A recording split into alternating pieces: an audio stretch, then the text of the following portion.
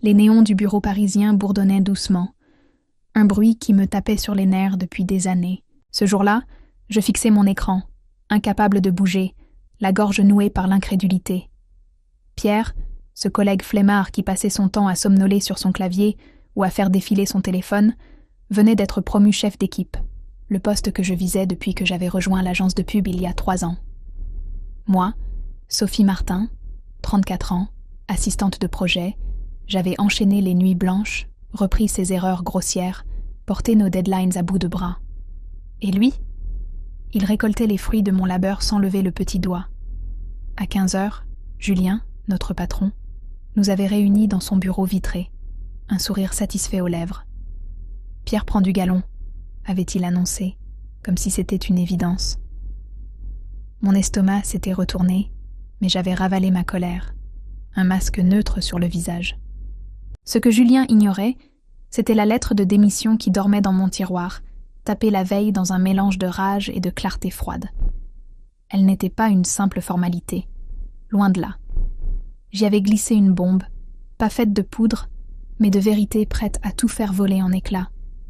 Depuis des mois, j'observais leurs petits jeux. Les messes basses entre Pierre et Julien dans les couloirs, leur déjeuner pro qui durait des heures, leur regard complice quand ils pensaient ce que personne ne voyait. Puis, un soir, en revenant chercher un dossier oublié, j'avais surpris une conversation derrière la porte entr'ouverte du bureau de Julien. « Sophie est trop rigide, elle ne suivra pas nos plans », avait murmuré Pierre. « On l'écarte doucement », avait répondu Julien. Ils mijotèrent quelque chose de louche, des contrats bidons, des chiffres trafiqués pour gonfler leurs primes. J'avais tout documenté, des mails interceptés, des notes de réunions secrètes, des transferts douteux vers des comptes que je n'étais pas censé connaître. Ma lettre n'était pas qu'un au revoir, c'était un ultimatum déguisé. Si je pars, ces preuves partent avec moi, direction la direction générale, et peut-être plus loin. Pendant que Pierre paradait devant l'équipe, un sourire arrogant aux lèvres, et que Julien ajustait sa cravate avec fierté, ils ne se doutèrent de rien. Leur triomphe allait bientôt s'effondrer. Et moi, j'attendais le moment parfait pour appuyer sur la détente. Le bourdonnement des néons semblait plus fort le lendemain, comme une moquerie mécanique. Pierre paradait dans le bureau, son nouveau badge, chef d'équipe, brillant comme une médaille imméritée. Il s'affalait dans son fauteuil, donnait des ordres vagues. « Sophie, tu peux vérifier ça ?» sans même lever les yeux de son écran. J'acquiesçais, un sourire crispé aux lèvres. Mais à l'intérieur, je bouillais. 3 ans de travail acharné, de rapports impeccables, de clients sauvés à la dernière minute. Et ce type, qui passait ses pauses à ronfler, prenait ma place. Julien, lui, rayonnait dans son bureau vitré, tapotant l'épaule de Pierre comme un père fier. Il pensait m'avoir effacé. Il se trompait lourdement. Ma lettre de démission pesait dans mon tiroir, un secret brûlant que je caressais du bout des doigts à chaque pause. Elle n'était pas encore remise, pas encore. J'attendais le moment parfait, celui où il serait trop confiant pour réagir. Depuis cette conversation surprise entre Pierre et Julien, j'avais creusé plus loin. Un soir, en fouillant les archives numériques, accès que j'avais grâce à mon ancien rôle, j'avais trouvé des anomalies, des factures gonflées pour des campagnes jamais lancées, des paiements à une société fantôme, Lumière Créative, qui n'existait que sur papier. En croisant les dates, j'avais vu que les versements coïncidaient avec les déjeuners de Pierre et Julien. Ils détournaient des fonds, veut pas qu'un peu, des dizaines de milliers d'euros. J'avais tout sauvegardé sur une clé USB, cachée dans mon sac. Ma lettre en parlait sans tout dire. Je pars avec des informations sensibles. Vous savez de quoi je parle. C'était une grenade dégoupillée, prête à exploser s'ils osèrent me défier. Ce matin-là, Julien m'avait appelé dans son bureau. « Sophie, tu prends bien la nouvelle ?» avait-il demandé, un sourire mielleux. « Très bien, » avais-je répondu, les yeux dans les siens. Il n'avait rien vu venir. Pierre, lui, ricanait en passant, lançant un « T'inquiète, je gère », insupportable. Ils flottaient dans leur arrogance, ignorant que chaque mot, chaque geste, ne faisait que resserrer l'étau que j'avais préparé. Le bureau vibrait d'une énergie fausse ce matin-là, un mélange de murmures et de rires forcés. Pierre, affalé dans son nouveau coin, chef, distribuait des tâches avec une nonchalance exaspérante. « Sophie, tu peux finaliser le dossier Leclerc ?» lança-t-il, sans me regarder, occupé à tapoter son téléphone. J'hochai la tête, les dents serrées, mais chaque mot qu'il prononçait alimentait ma détermination. Julien passait de temps en temps, lançant des « Bon boulot, Pierre !» qui sonnaient creux à mes oreilles. Ils jouaient leur petit théâtre, convaincus que j'allais plier, me contenter des miettes pendant qu'ils se pavanaient. Ils n'avaient aucune idée de ce qui se tramait sous mon silence. Ma lettre de démission était prête, tapée, relue, un chef-d'œuvre de vengeance calculée. Mais je ne l'avais pas encore donnée, pas avant d'avoir une dernière pièce. La veille, j'avais piraté une vieille boîte mail que Julien utilisait pour des projets perso, un mot de passe oublié sur un post-it, trouvé dans un tiroir mal fermé. Là, j'avais découvert l'or. Des échanges avec Pierre sur Lumière créative. On empoche 20 000 € cette semaine, écrivait Pierre. Fais gaffe, Sophie fouine trop, répondait Julien. Elle ne trouvera rien, avait rétorqué Pierre, confiant. Oh si, j'avais trouvé. J'avais tout imprimé, ajouté à ma clé USB, avec des captures d'écran datées. Ma lettre disait juste assez pour les faire trembler. Je sais tout sur vos arrangements. Si je pars, ça part aussi. Ce midi-là, Julien m'appela à nouveau. « Sophie, tu sembles distante, » dit-il, un sourcil levé. « Tout va bien ?» Je souris, presque trop douce. « Parfaitement, » répondis-je, mon pouls calme malgré la tempête intérieure. Il hocha la tête, rassuré, et retourna à ses affaires. Pierre, lui, continuait ses pitreries, riant avec un stagiaire. Ils flottèrent dans leur bulle d'arrogance, sans voir que j'avais déjà la main sur la goupille. Le moment approchait, celui où ils comprendraient que promouvoir un flemmard était leur pire erreur. L'après-midi traînait, le bureau baignait dans une chaleur moite malgré la clim. Pierre, vautré dans son siège de chef, feuilletait un magazine pendant que je tapais son rapport. Ironie mordante. « Sophie, t'as fini Leclerc ?» aboya-t-il, sans lever les yeux. « Presque, » répondis-je, la voix plate, mes doigts crispés sur le clavier. Julien passa, un café à la main, et lança un « Tout roule, Pierre !» avec une complicité écœurante. Ils se croyaient intouchables, un duo de petits rois dans leur royaume de verre. Moi, je serrais ma lettre dans mon tiroir mentalement, comme une arme chargée, attendant l'instant précis pour tirer. La veille, j'avais peaufiné mon plan. Les preuves sur ma clé USB, mail, facture bidon, échange sur Lumière créative, étaient prêtes, mais j'avais ajouté une touche personnelle. J'avais contacté une ancienne collègue, Clara, qui bossait désormais à la direction régionale. « Sophie, si t'as des trucs solides, envoie-les-moi », m'avait-elle dit au téléphone, la voix sérieuse. « On ne rigole pas avec ça ici. » J'avais promis de réfléchir, mais je savais que ma lettre serait le détonateur. Elle ne disait pas tout, juste assez. Je détiens des preuves de malversation. Vous devinez lesquelles. Si Julien ou Pierre tentaient quoi que ce soit, Clara aurait le reste en un clic. Vers 16h, Julien me croisa près de la machine à café. « Sophie, t'as l'air tendue, » remarqua-t-il, un sourire en coin. « C'est rien, » mentis-je, croisant son regard avec une assurance feinte. « Tant mieux, » dit-il, tapotant mon épaule avant de repartir. Pierre, lui, riait au téléphone, sans doute avec un ami, se vantant de son nouveau titre immérité. Leur confiance me rendait presque malade, mais elle jouait en ma faveur.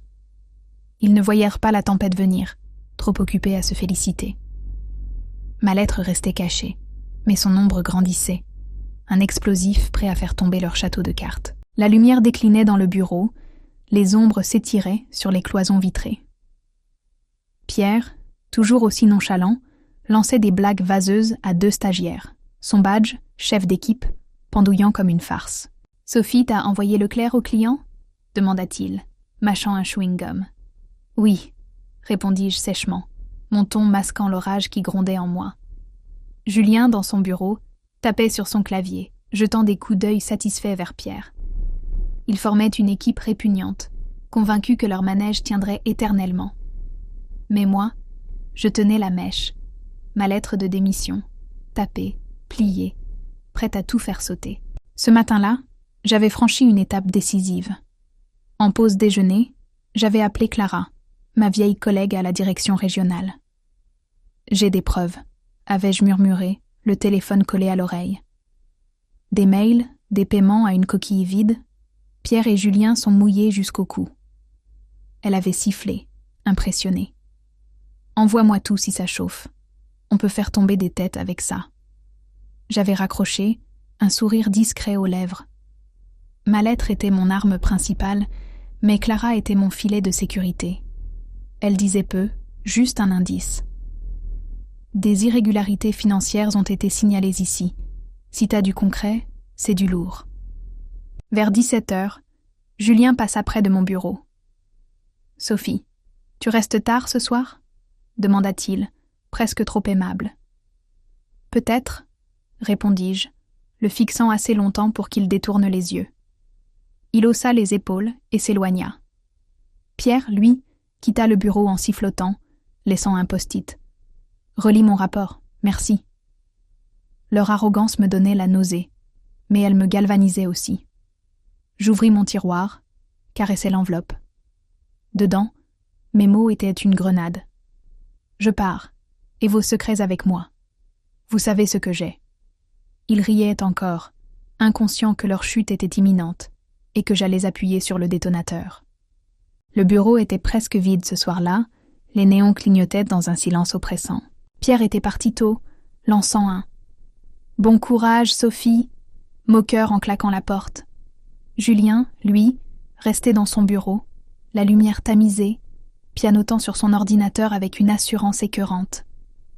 J'étais seule à mon poste, les doigts sur l'enveloppe dans mon tiroir. L'heure approchait. Ma lettre de démission n'était plus juste un papier. C'était une bombe à retardement, chargée de tout ce que j'avais découvert sur leurs magouilles avec lumière créative. J'avais décidé, ce serait ce soir. En fin d'après-midi, j'avais envoyé un texto à Clara. « Je passe à l'action. Tiens-toi prête. » Sa réponse avait été brève. « J'attends ton signal. Fais gaffe. » Mon cœur battait fort, mais mes mains étaient instables. J'avais tout vérifié. Les mails où Pierre et Julien planifiaient leur détournement, les faux contrats, les 20 000 € envolés sur un compte douteux. Ma lettre les mentionnait en surface. Je sais pour vos arrangements financiers. Mais la clé USB dans mon sac contenait le reste. Si Julien jouait au malin, Clara aurait les preuves en un instant, et la direction régionale s'en mêlerait. À 19h, je me levai, l'enveloppe à la main, et frappai à la porte de Julien. « Entre !» dit-il, surpris. Je posai la lettre sur son bureau sans un mot, son regard passant de l'enveloppe à moi. « C'est quoi ?» demanda-t-il, un sourire nerveux aux lèvres. « Ma démission », répondis-je, froide. « Lis-la bien. » Il déplia le papier, ses yeux parcourant les lignes. Son sourire s'effaça quand il arriva à la phrase clé. « Je pars avec des informations sensibles. Vous savez de quoi je parle. » Il releva la tête, blême. « Sophie, attends, on peut discuter. » « Trop tard, coupai-je. Tu as promu Pierre. Maintenant, assume. » Je tournai les talons, le laissant avec sa peur. La bombe était lâchée, et elle allait tout faire exploser. Le silence dans le bureau était lourd quand je sortis de chez Julien, ses yeux écarquillés encore gravés dans ma tête. Il avait lu ma lettre. La bombe que j'y avais glissée l'avait pétrifiée. « Sophie, attends !» avait-il crié, mais je n'avais pas ralenti.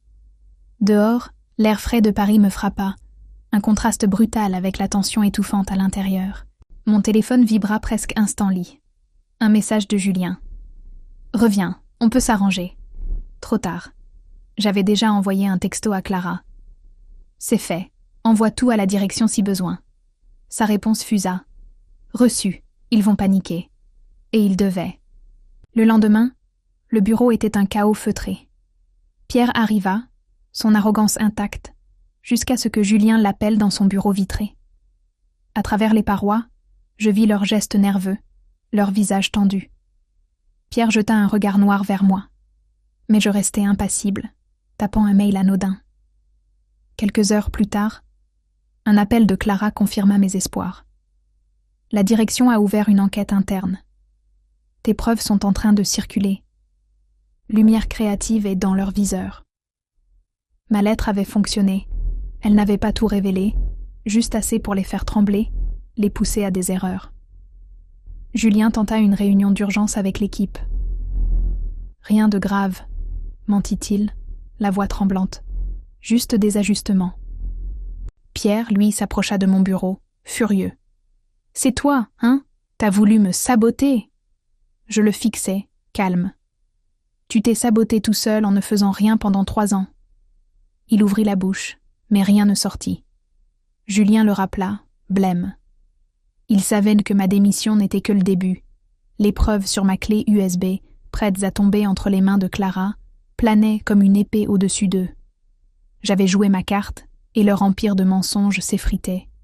La bombe avait explosé, et ils ne pouvaient plus rien y faire. Les jours suivants furent un tourbillon. Le bureau, autrefois un nid d'arrogance, sombrait dans un silence tendu. Pierre ne venait plus pavaner son badge, chef d'équipe. Des rumeurs disaient qu'il avait été suspendu. Julien, lui, passait ses journées enfermé, le teint gris, répondant à des appels en chuchotant. Ma lettre de démission avait fait son œuvre. Une bombe subtile qui avait fissuré leur façade. Clara m'appela un midi, sa voix vibrante. « Sophie s'est pliée. La direction a tout. Tes preuves ont déclenché un audit. Lumière Créative est une fraude. » Et il remonte jusqu'à Julien et Pierre. J'esquissai un sourire. « Et moi ?» demandai-je. « T'es clean. Ils veulent même te parler pour un poste plus haut. » Le lendemain, Julien tenta une dernière carte. Il m'intercepta près de la sortie, les yeux cernés. « Sophie, on peut régler ça entre nous, » bredouilla-t-il. « Retire tes accusations. » Je le fixais, froide. « Tu as promu un flemmard à ma place et couvert ses magouilles. C'est fini. » Il recula, défait. Pierre, lui, m'évita totalement, son rire insupportable s'était éteint. 1 semaine plus tard, l'annonce tomba. Julien, démission pour raisons personnelles. Pierre, licencié pour faute grave. L'audit avait révélé 50 000 € détournés et des têtes plus hautes roulaient déjà. Ma clé USB n'avait même pas eu besoin de sortir. La menace avait suffi. Je quittai l'agence peu après, ma lettre remise. Mais pas sans un dernier coup d'œil à ce bureau qui m'avait trahi. Clara m'accueillit à la direction régionale avec une poignée de main ferme. « Bienvenue, Sophie. On a besoin de quelqu'un comme toi. » Assise dans mon nouveau bureau, je repensais à Pierre, affalé sur son rêve brisé, et à Julien, qui avait cru me contourner. Ma bombe avait explosé là où il fallait, et moi, j'étais montée plus haut qu'il n'aurait jamais pu l'imaginer.